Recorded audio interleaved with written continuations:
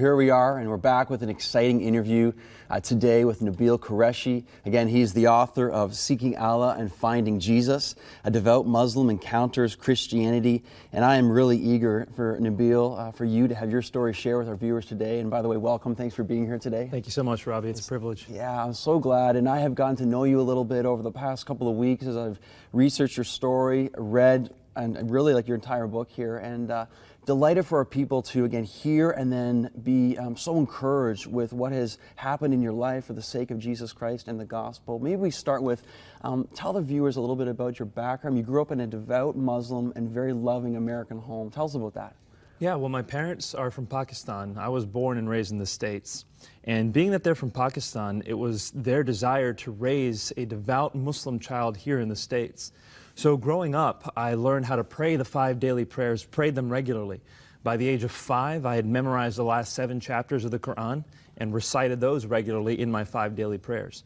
And I actually finished the entire Quran recitation in Arabic by the age of 5.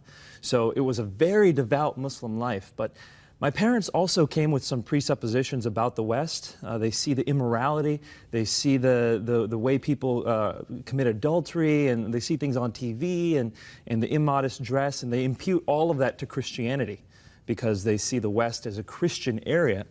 So not only was it me practicing Islam, but they had also kind of taught me to defend myself against Christianity.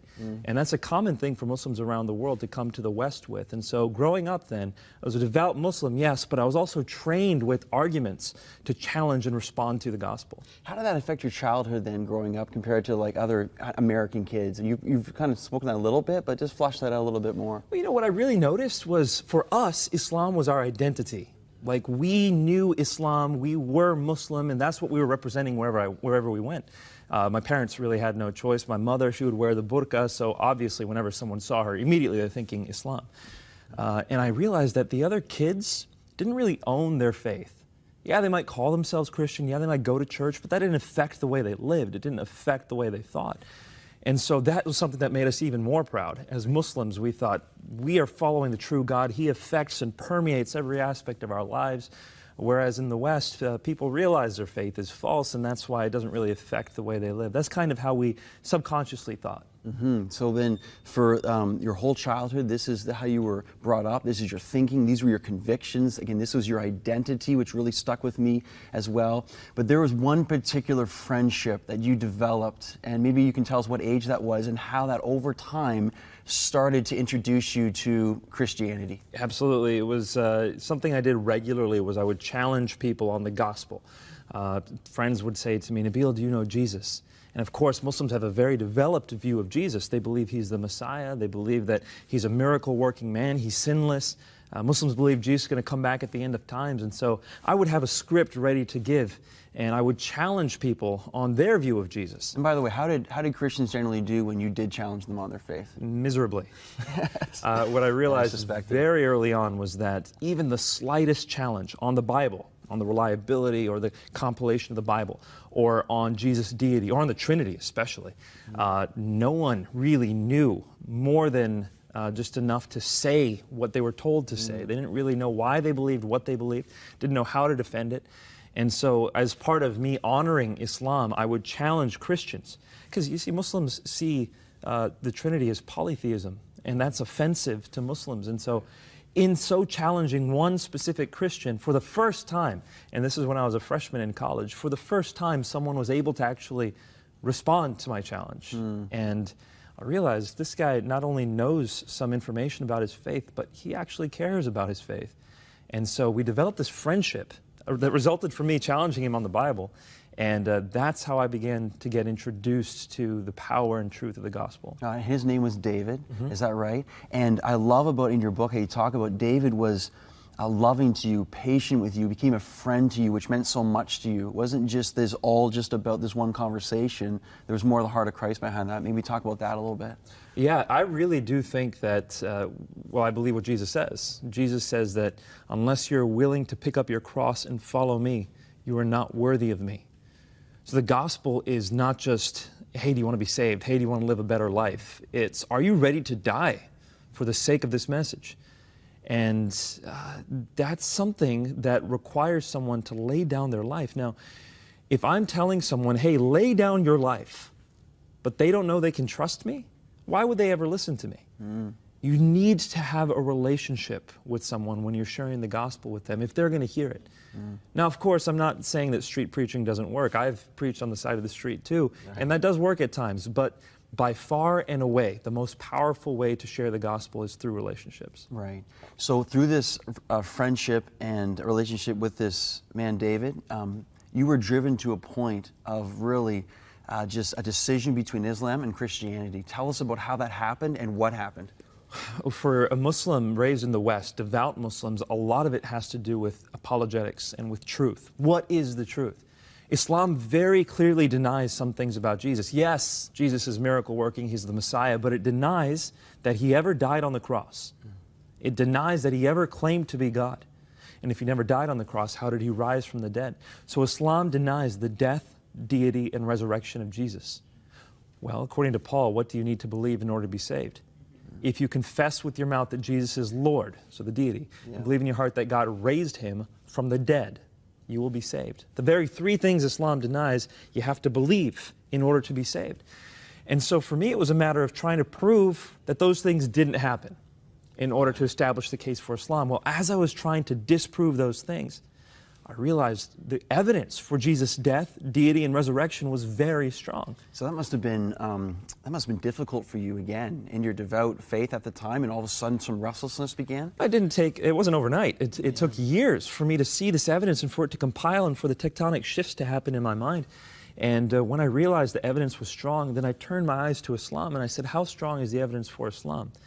And to my shock, it was far weaker. When I leveled the same criticisms I had leveled on Christianity on Islam, the foundation fell apart. And so that's when it became a matter between me and God of actually asking him to show me the truth. So how did you actually come to Christ? Dreams were a fundamental part of what God used, and that's even, as Muslims grew up, they take dreams very seriously. Tell our viewers about that. It's fascinating, exciting. Well, for Muslims, most Muslims don't believe they can commune with God.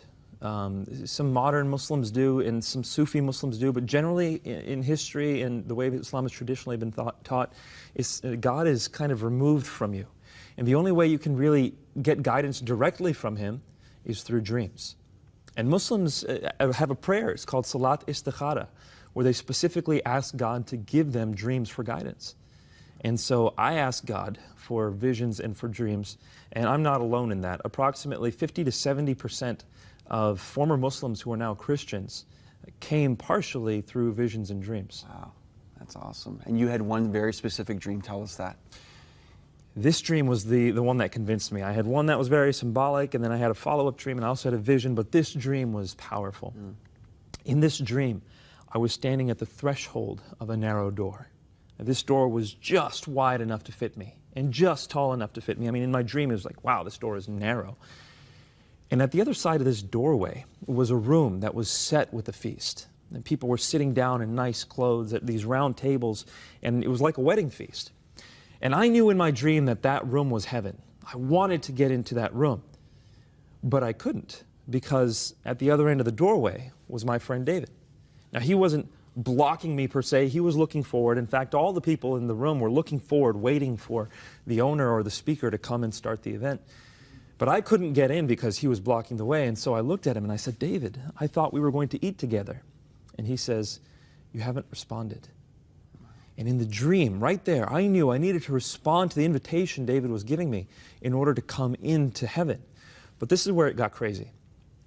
When I woke up, I told my friend David the dream. And he said, Nabil, this dream is so clear. Just go to Luke chapter 13. And I went to Luke 13 for the first time. I had never been to Luke 13 before. And when I opened it up, there was a section there that was titled, The Narrow Door.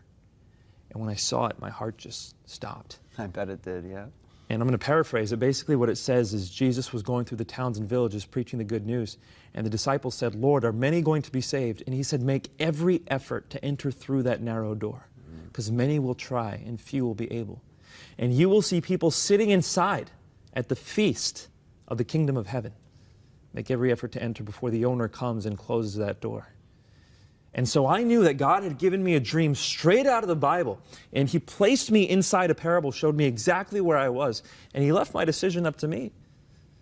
It was very clear for me at that point what I needed to do. So then what did happen from that point? Because again, your story is amazing in the sense that it wasn't just necessarily that day, but it took a while for you to actually give your life to Christ. You know, Robbie, in order for a Muslim to become a Christian, they have to be willing to give up a lot. Depending on how devout their family is, their identity is usually wound up in Islam. So it wasn't just me saying, I'm going to change my beliefs. That's right.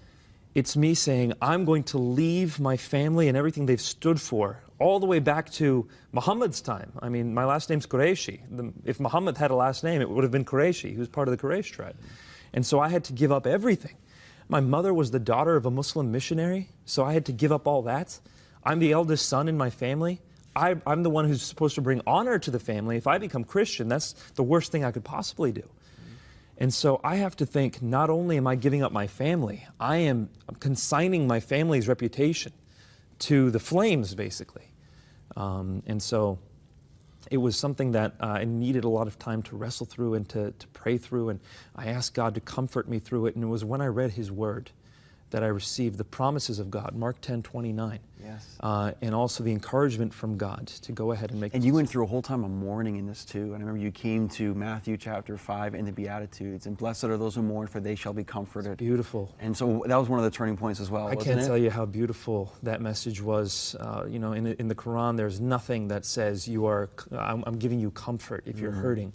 The Quran says, do this, do that, do this, do that. But there in the Bible, blessed are those who mourn, for they shall be comforted. Wow. It was like my heart was just electrified into life when I read that, and my life has never been the same. Wow, I love that. And even now today, you are now serving with Rev. Zechariah's International Ministries, and now you're an apologist, speaking about the gospel and defending the Christian faith to those who oppose it. Tell us a little bit about that, maybe if you want to. Well, for me, it's a matter of sharing the truth and beauty and transformative power of the gospel. I mean, this message changes everything. If God came into this world to take our sins, that means He loves us. He loves us even though we sin against Him.